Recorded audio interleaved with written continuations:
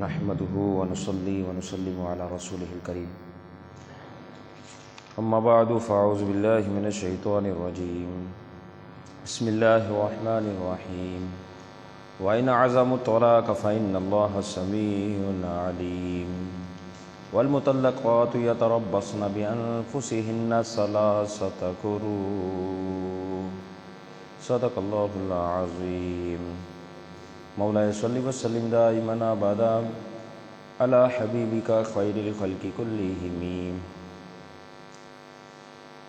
بلغ العلا بكماله كشف الدجى بجماله حسن جميع خصاله صلوا عليه وآله. اللہ جل جلالہ کے حمد و ثنا. سرکار فخر کائنات خاتم النبیین صلی اللہ تعالیٰ علیہ وسلم کی بارگاہ میں درود و سلام کا نذرانہ پیش کرنے کے بعد اللہ رب العزت سورۃ البقرہ دوسرا پارہ آیت نمبر 227 ارشاد فرماتا ہے وَإِنْ عَزَمُوا الطَّلَاقَ، اور اگر تم ارادہ کر لو طلاق کا، فَإِنَّ اللَّهَ سَمِيعٌ عَلِيمٌ، تو اللہ تعالیٰ سننے والا ہے اور جاننے والا ہے. یعنی اگر تمہارا ارادہ ایلا کی صورت میں جس کا ذکر گزشتہ درس قرآن میں گزرا، اگر طلاق کا ارادہ کر ہی لیا ہے تو فَإِنَّ اللَّهَ سَمِيعٌ عَلِيمٌ، تو بے شک اللہ تعالیٰ سن بھی رہا ہے جو تم کہہ رہے ہو، علیم جانتا بھی ہے جو تمہارے دل میں خیالات ہے، جو تمہارے ارادے ہیں. لیکن یہ بات یاد رکھیں، آپ علیہ الصلوۃ والسلام نے فرمایا ابغض الحلال الی اللہ الطلاق. فرمایا حلال کاموں میں سب سے زیادہ جو ناپسندیدہ عمل اللہ رب العزت کے یہاں ہے وہ ہے طلاق. حلال چیزوں میں، حلال، حرام تو ساری ہی ناجائز ہے، فرمایا حلال چیزوں میں جو سب سے زیادہ رب کے یہاں ناراضگی کا باعث ہے، ابغض الحلال الی اللہ، اللہ کے یہاں وہ فرمایا الطلاق، طلاق ہے. مطلب کیا ہوا کہ زبان چلاتے وقت بندہ ایک مرتبہ نہیں 1,00,000 مرتبہ سوچے، کیونکہ شریعت نے اس چیز کی رخصت تو رکھی لیکن ساتھ ہی بھی فرما دیا کہ یہ ہے تو حلال لیکن رب کے یہاں کتنا ناراضگی والا معاملہ ہے، کیونکہ اس لفظ کے ذریعے گھر ٹوٹ جاتے ہیں، دو خاندان ملے ہوئے تھے بچھڑ جاتے ہیں، بچے حراج ہو جاتے ہیں، آپس میں نفرتیں، عناد، دشمنیاں پیدا ہو جاتی ہیں، ایک دوسرے کی شکلیں تک دیکھنا پسند نہ کرے، بعد میں یہ صورتحال ہو جاتی ہے، بہت سارے مسائل پیدا ہو جاتے ہیں. اس لیے فرمایا کہ ابغض الحلال الی اللہ، سب سے زیادہ ناپسندیدہ حلال کاموں میں رب کے یہاں جو ہے وہ الطلاق ہے.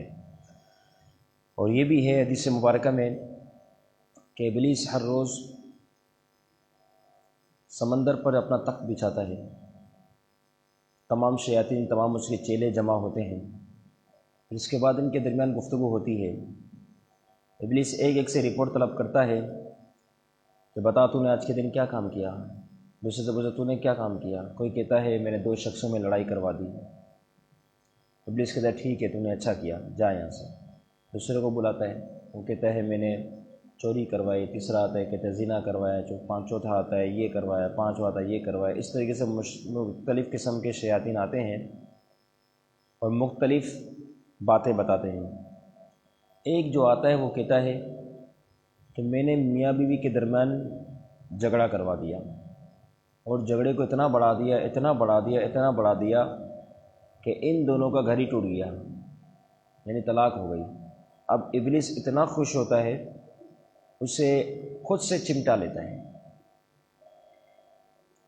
اب اس حدیث سے بھی پتہ چلتا ہے کہ یہ کام ابلیس کو راضی کرنے والا کام ہے. شیاطین اس عمل سے خوش ہوتے ہیں اور مرد اور عورت کے پیچھے لگے رہتے ہیں کہ کسی طریقے سے ان کا گھر ٹوٹ جائے، کسی طریقے سے ان کا گھر برباد ہو جائے، تاکہ ہمیشہ کے لیے ایک دوسرے کے نفرت کرنے والے بن جائیں. تو یہ طلاق کے معاملات اس قسم کے جو ہے سخت معاملات ہیں. اب کوئی کہنے والا کہہ گیا طلاق اتنی بری چیز ہے تو اسلام میں اس کی گنجائش کیوں؟ خیال آتا ہے، وسوسہ آتا ہے جب اتنی بری شے ہے تو اس گنجائش کو ختم کر دیتے. تو یہ بات یاد رکھیں، بعض اوقات اس قسم کے معاملات ہوتے ہیں کہ مرد کے لیے یا عورت کے لیے اس کی زندگی وبال بن جاتی ہے۔ اب دونوں ساتھ زندگی کا وقت نہیں گزار سکتے، دونوں کو ہر حال میں الگ ہونے کی کوئی نہ کوئی صورتحال بنانی ہے، دونوں کے آپس میں بنی نہیں رہی، روز لڑائی، روز جھگڑے، روز فساد، صلح کروانے والوں نے بھی صلح کروا لی لیکن پھر بھی کوئی فائدہ نہ ہوا۔ اب کسی نہ کسی طرف تو جانا ہے، دونوں کی زندگیوں کو محفوظ کرنا ہے، اس وبال سے باہر آنا ہے، تو پھر کیا ہوتا ہے کہ علیحدگی کا کوئی نہ کوئی طریقہ تو ہونا چاہیے۔ تو پھر اس علیحدگی کے طریقوں کو جو ہے وہ اس صورت میں کہ زندگی اب وبال بن گئی، وبال جان، تو پھر شریعت نے اس قسم کی گنجائش رکھی تاکہ مزید معاملات خراب نہ ہو خاندانی بیس پر۔ تو آپ کو پتہ لڑائی جھگڑے بعض اوقات فتنے فساد کی صورت میں قتل و غارت گری کا سبب بن جاتے ہیں۔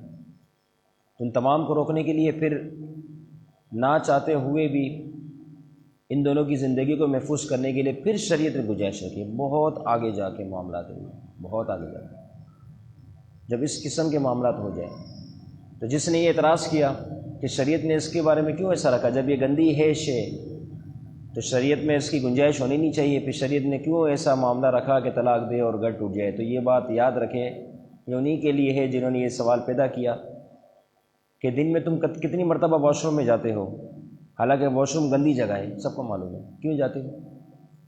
کیونکہ اگر وہاں نہ جاؤ تو اپنا گھر خراب کر دو، جانا تو پڑے گا، حالانکہ تم جانتے ہو غلط جگہ ہے تو نہ جاؤ، تو کہا نہیں جانا تو پڑے گا، تو جانا پڑے گا۔ تو کسی حد تک جو ہے شریعت نے جس طریقے سے وہاں جانے کی گنجائش رکھی ہے، اسی طریقے سے جو اس قسم کے معاملات ہوتے ہیں اس میں شریعت نے اس قسم کی گنجائش کو رکھا ہے تاکہ آپس کے معاملہ اتنے خراب نہ ہو جائے، اتنے نہ بگڑ جائے جس کی وجہ سے قتل و غارت گری کے معاملات ہو جائے۔ فرمایا فَإِنَّ اللَّهَ سَمِيعٌ عَلِيمٌ، تو بے شک اللہ تعالیٰ سننے والا جاننے والا۔ وَالْمُطَلَّقَاتُ يَتَرَبَّصْنَ بِأَنفُسِهِنَّ ثَلَاثَةَ قُرُوءٍ، طلاق والی عورتیں اپنے آپ کو روکے رہے 3 قروء تک، یعنی 3 حیض تک طلاق والی، کیونکہ یہ عدت جو ہے وہ مطلقہ کے لیے عدت ہے، طلاق والی کے لیے عدت ہے۔ وفات والے کی 4 ماہ 10 دن، ان کے لیے سوگ ہے۔ طلاق والی کی عدت جو ہے یہاں قرآن مجید میں میرے رب فرماتا ہے ثلاثۃ قروء، 3 حیض تک اپنے آپ کو روکے رہے، 3 حیض کی ان کی عدت پوری ہو، اس کے بعد جو ہے وہ دوسری شادی کرنا چاہے تو وہ اس مرد کے علاوہ دوسرے سے شادی کر سکتی ہے۔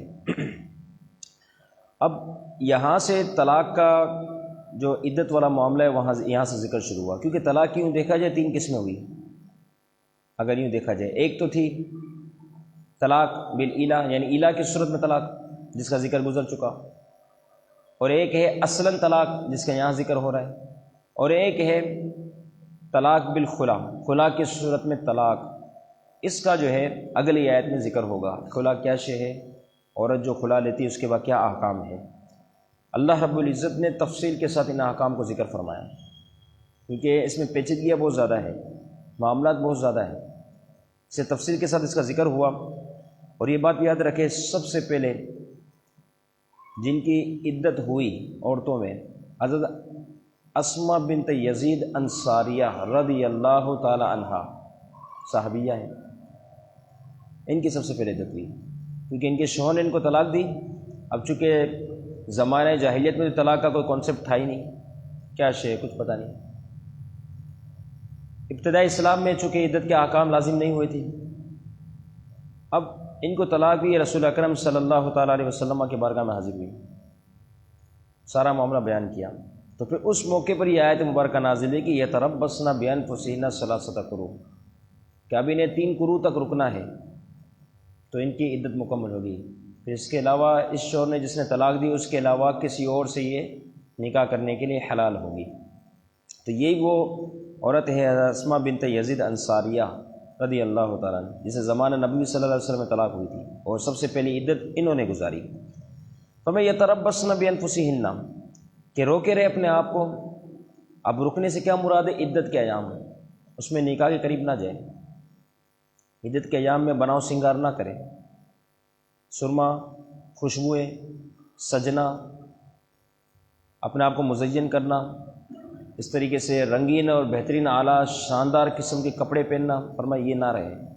ان تمام سے رکنا ہے. یتربصنا بانفسہن، اپنے آپ کو ان تمام چیزوں سے روکے رہے.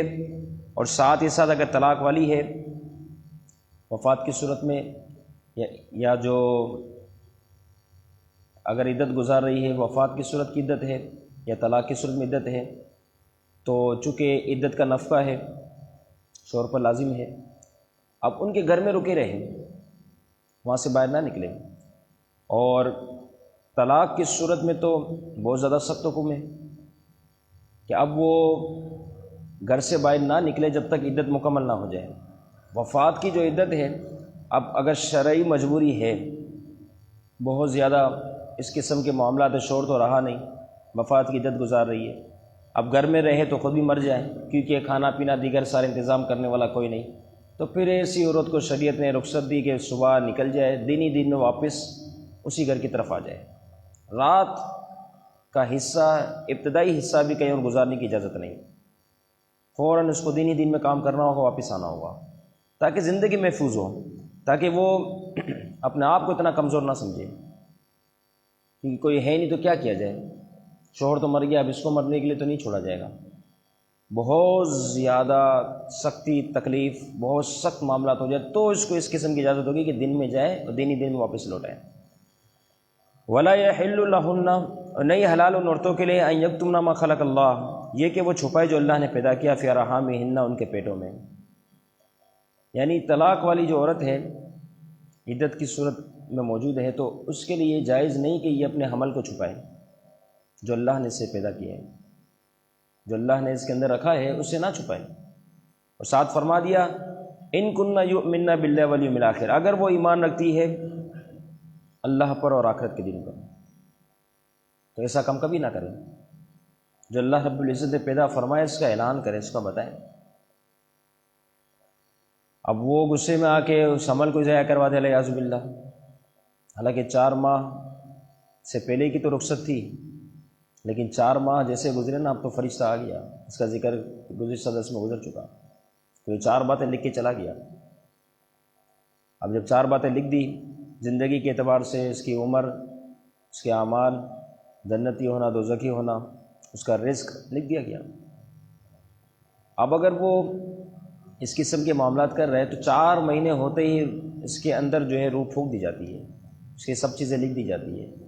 اب اگر یہ اس بچے کو گرائے نا تو اس صورت میں اس نے ایک جان کا انتقال کیا، ایک جان کو قتل کرنے کا حکم لگے گا، اتنا سخت حکم ہے. تو فرمایا وہ نہ چھپائے جو اللہ نے اس کے حمل میں پیدا فرمایا، حمل کی صورت میں رحم میں جو پیدا فرمایا اسے نہ چھپائے اگر وہ ایمان رکھتی ہے اللہ پر اور قیامت کے دن پر. وَبُعُولَتُهُنَّ أَحَقُّ بِرَدِّهِنَّ، اور زیادہ حقدار اس کا شوہر ہی ہے کہ اس کی طرف لوٹائے. کس صورت میں؟ طلاق رجعی کی صورت میں. 3 طلاقیں نہیں دی، 2 تک معاملہ ہوا، 1 ہوئی 2 بھی، بس یہاں تک معاملہ ہے. تو فرمایا زیادہ حقدار اب اس کا شوہر ہے کہ اس کی طرف لوٹ جائے، کیونکہ طلاق رجعی ہے، رجوع کا حق حاصل ہے شوہر کو، اور اس کے لیے عورت کی اجازت بھی ضرورت نہیں، تو زیادہ بہتر یہی ہے. اسی طرح اگر طلاق بائن ہوئی ہے تو بھی عدت کے اندر دونوں دوبارہ رضامندی کی صورت میں نکاح دوبارہ کر سکتے ہیں طلاق بائن کی صورت میں. تو اب بھی زیادہ عورت کے لیے بہتر یہی ہے کہ سابقہ شوہر کی طرف چلے جائے اگر ان میں اصلاح پائی جائے. اسی طریقے سے مرد کے لیے بھی یہ ہے کہ اپنی اس عورت کو جو عدت گزار رہی ہے اس کو قبول کر لے، کیونکہ سابقہ جو شوہر ہوگا جس نے طلاق دی ہے رجعی کی صورت میں یا طلاق دی ہے بائن کی صورت میں، جبکہ 3 نہ ہوئی ہو، تو پھر اس صورت میں تو چونکہ ابھی تک اس کی یہ عورت نکاح کے اندر ہے، اور بائن کی صورت میں اگر نکاح ٹوٹ گیا تو عدت کی صورت جب تک باقی ہے تو یہ سابقہ شوہر تو اس سے عدت میں بھی نکاح کر سکتا ہے جبکہ 3 نہ ہوئی ہو. تو سابقہ عدت میں بھی جب نکاح کر سکتا ہے تو پھر مسئلہ ہے نہیں اس میں کوئی، کہ بہتر یہ ہے احق بردہن فی ذلک ان ارادوا اصلاحا، کہ یہ شوہر جو ہے اس عورت کی طرف لوٹے اور عورت جو ہے اپنے شوہر کو قبول کرے. ان ارادوا اصلاحا، اگر وہ دونوں جو ہے اصلاح چاہتے ہو، یہ بڑی اہم ترین بات ہے اصلاح، کیونکہ اگر تکلیف دینا مزید مقصد ہو تو فرمایا پھر گنجائش نہیں ہے، پھر تو آخرت میں ساتھ دینا ہوگا. کس نیت سے اس عورت کی طرف آ رہے ہو، اصل اس نیت کو چیک کیا جائے گا، دیکھا جائے گا، پرکھا جائے گا کہ اگر آپ آگے جا کے معاملات بہتر ہی رہیں گے تو لوٹ ہے اس کی طرف، کیونکہ 3 طلاقیں تو نہیں دی، لہذا لوٹ جائیں. طلاق بائن بھی اگر ہوئی ہے تو پھر عدت تو ہے نا، عدت کے اندر تو اس کو اسی صاحب کا شوہر کو رجوع کا اختیار ہے، مگر اب طلاق بائن کی صورت میں پھر عورت کے لیے بھی یہ حکم ہوتا ہے کہ وہ راضی ہوگی تو یہ شوہر جو ہے اس کا شوہر بنے گا، اگر راضی نہ ہو چونکہ طلاق بائن ہے تو پھر اس کے لیے قبول کرنے کی، اب یہ اگر قبول کرتا رہے لیکن چونکہ عورت اس کو قبول نہیں کری، طلاق بائن ہے، تو پھر ہو نہیں سکتا، باہمی رضامندی سے دوبارہ نکاح ہوگا طلاق بائن کی صورت میں، لیکن رجعی کی صورت تو ایسی کچھ ہے ہی نہیں۔ رجعی کی صورت صریح الفاظ سے جو طلاق دی جاتی ہے نا اسے رجعی کہا جاتا ہے، رجوع کا اختیار ہوتا ہے اگر 3 نہیں دی، صریح الفاظ میں طلاق کا لفظ بولا جاتا ہے، تو اس میں اگر کوئی اپنی عورت کو طلاق دیتا ہے تو 2 تک تو اس کو رجوع کا اختیار ہے، اور اس میں عورت کی رضامندی بھی ضروری نہیں، تیسری دے گی تو مغلظہ ہو جائے گی، اب پھر عدت، پھر دوسرے کسی اور سے نکاح کرے۔ لیکن طلاق بائن جو کنایہ الفاظ کے ساتھ دی جائے، جس میں طلاق کا لفظ نہ ہو، کنایہ الفاظ ہو، تو اس صورت میں اگر اس کے حوالے سے اگر طلاق دی جائے تو پھر آپ سمجھ لیں کہ اب طلاق بائن ہو جائے گی، جیسے طلاق بائن پڑ گئی نا تو پھر اب عورت کی رضامندی بھی شامل ہوگی، اب جب تک دونوں آپس میں راضی نہ ہو دوبارہ نکاح نہیں ہو سکتا، کیونکہ اب دوبارہ نکاح کرنا ہو، اور آپ کو پتہ ہے نئے نکاح کے لیے جس طرح دونوں کی رضامندی ضروری ہے، اس طرح بائن کی صورت میں بھی دونوں کی رضامندی ضروری ہے۔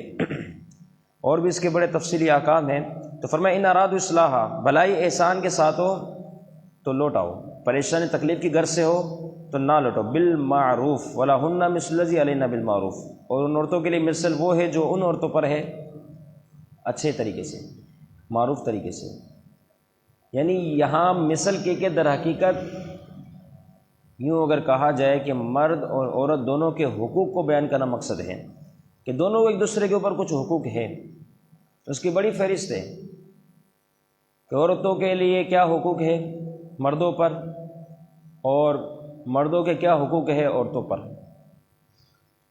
اور اس میں صحیح طور پہ گفتگو موجود ہے کہ مرد عورت اگر ان حقوق کو سمجھ جائے نا مسئلہ حل ہو جائے، کیونکہ ہمارے یہاں عرف میں شادی بیاہ دیگر سارے معاملہ جب ہوتے ہیں نا تو اس میں آپ دیکھ لیں کہ تماشے کتنے ہوتے ہیں، ناچ گانے الیاذ باللہ ثم نہ جانے، یہ تو موقع تھا سیکھنے کا، اس دیواجی زندگی کیسی گزاری جائے ان کو سیکھا جائے، یہ تو اچھا موقع تھا اس وقت سیکھنے کا کہ اس کے لیے کیا کیا جاتا، کسی عالم دین کو بلایا جاتا، وہ اس اعتبار سے دونوں کے حقوق کو بیان کرتا، اور فائدہ کیا ہوتا، شادی ان دونوں کی ہو رہی ہے لیکن جتنیوں کی شادی بعد میں ہونے والی ہے، جتنوں کی ہو چکی ہے، سب کو حقوق کا پتہ چل جاتا، ایک ہی کام کے ذریعے سب تک میسج پہنچ جاتا۔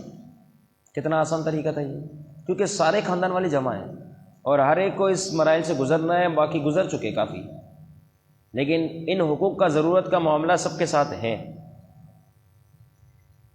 اب ہمارے یہاں کیا ہوتا ہے، نعت خوانی کی بڑی بڑی محفلیں سجائی جاتی ہیں، بہت اچھی بات ہے، حضور کی ثنا، حضور کی تعریف بندہ ساری زندگی بھی کرتا رہے تو کما حق ہو، جیسا اس کا حق ہے وہ ادا نہ ہوا، ہو ہی نہیں سکتا، بہت اچھی بات ہے۔ لیکن جہاں نعت خوانی بھی نہ، 1 یا 2 نعت خوانی پڑھ لی آپ نے، ادا کر لی، حضور علیہ الصلوۃ والسلام کی بارگاہ میں تحفہ پیش کر دیا، اب اس کے بعد آپ بیان کی طرف آ جائیں، سیکھنے سکھانے کی طرف آ جائیں۔ نعت شریف سننے والا نعت شریف سنے گا، جھوم اٹھے گا، جھومے گا، سب کچھ ہوگا، لیکن کیا اس کے ذریعے اس کو کوئی حقوق پتہ چلے، اس کو آگے کی زندگی کے کچھ معاملات پتہ چلے؟ کچھ بھی نہ پتہ چلا تو کم از کم یہ ہے، زیادہ نہیں ہم کہیں گے کہ آدھا گھنٹہ 1 گھنٹہ 10 منٹ کے لیے صحیح، 15 منٹ کے لیے صحیح، تاکہ کچھ سیکھنے سکھانے کے حوالے سے پتہ چل جائے، جو لڑکی دلہن بننے والی ہے یہ اس کے معاملات اس کو پتہ چلے، میرا شوہر ہوگا، اس کے کیا حقوق ہے، حضور نے کیا کیا فرمایا، شریعت کیا کہتی ہے، اسلام دین ہمیں کیا سکھاتا ہے۔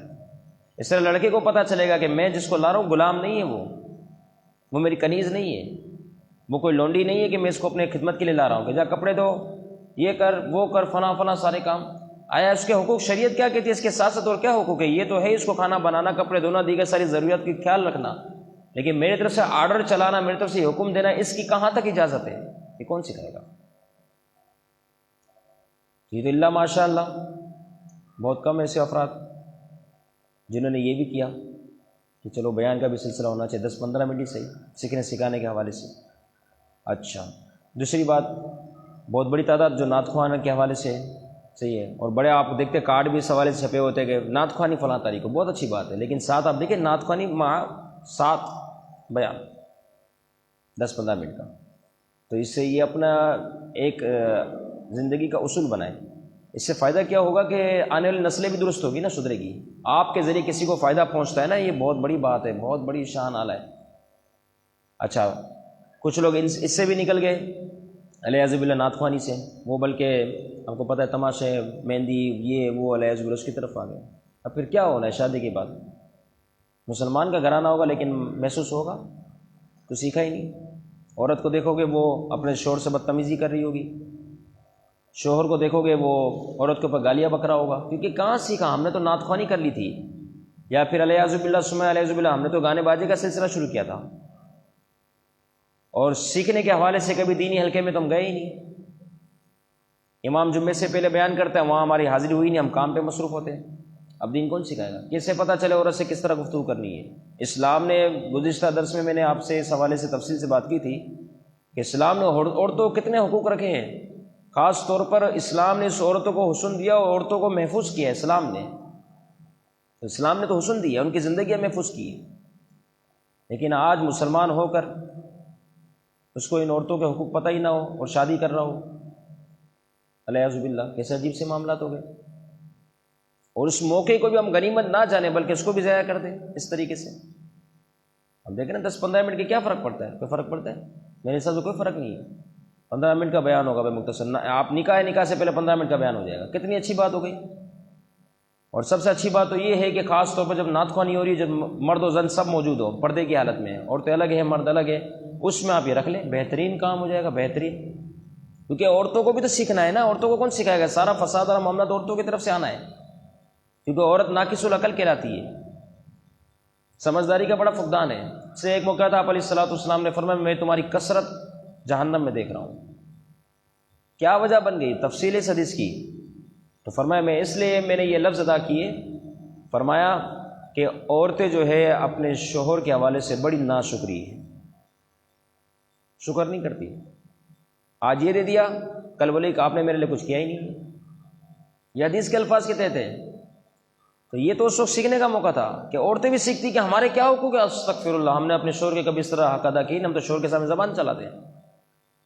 تو بہرحال اپنے ذہن کو اس حوالے سے جو ہے وہ تیار کریں، اور جب بھی اس قسم کے معاملات ہو آپ کے اندر، رشتہ داروں کے اندر، جہاں تک میرا میسیج پہنچ رہا ہے وہاں تک کبھی بھی کوئی اس طریقے سے شادی کے معاملات ہو نا، تو کوشش یہ کرے کہ ان کا ذہن بنائیں۔ اپنے ساتھ تو یہ معاملات رکھے ہی رکھے، لیکن دوسروں کے بھی، رشتہ داروں کی شادی ہو، دوست و احباب کے، ان کو مشورہ دیں کہ یار کسی عالم دین کو بلا لیتے ہیں، مسجد کا امام ہی ہوگا، کوئی بھی ہوگا، وہ آئے گا 10 منٹ 15 منٹ ہم کو کہیں گے کہ زوجین کے حقوق کے اوپر گفتگو کرنی ہے، بس، اور کچھ نہیں، دائیں بائیں کچھ نہیں، زوجین کے کیا حقوق ہے، بس 10-15 منٹ ان کو آپ راضی کریں کہ یار ہماری خاطر آپ ایک عالم دین کو بلائے جو صرف 10 سے 15 منٹ زوجین کے حقوق کے اوپر گفتگو کرے، چاہے آپ نے نعت خوانی کا پروگرام رکھا ہے یا نہیں رکھا، چاہے آپ نے کوئی پروگرام رکھا ہے یا نہیں رکھا، مگر یہ آپ ضرور رکھوائیں۔ اللہ تعالیٰ ہم سب کو عمل کی توفیق عطا فرمائے۔ آگے اس کی آیت مبارکہ کی بڑی تفصیل ہے، کیا کیا حقوق ہیں۔ آج یہ سلسلہ شروع ہوا ہے تو انشاءاللہ اس کو ہم جاری رکھیں گے، آئندہ انشاءاللہ درس قرآن میں اسی حوالے سے گفتگو ہوگی۔